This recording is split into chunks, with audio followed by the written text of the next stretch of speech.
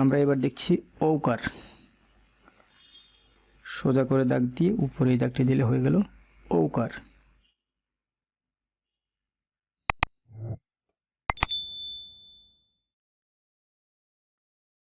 হয়ে গেল ঔকার।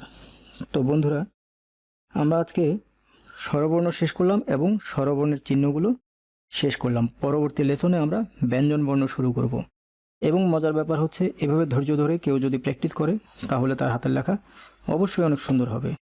তো তোমরা আমি যেভাবে দেখাচ্ছি এভাবে প্র্যাকটিস করবে, এবং এভাবে প্র্যাকটিস করে যদি কোথাও কোনো কিছু জানার থাকে এই ভিডিও নিচে ডেসক্রিপশনে আমাদেরকে জানাবে। আর ভিডিওটি ভালো লাগলে তোমরা ভিডিওটি বন্ধুদের সাথে শেয়ার করো এবং আমাদের এই চ্যানেলটি সাবস্ক্রাইব করে লাইক কমেন্ট দিয়ে আমাদের সাথে আপডেট থাকো।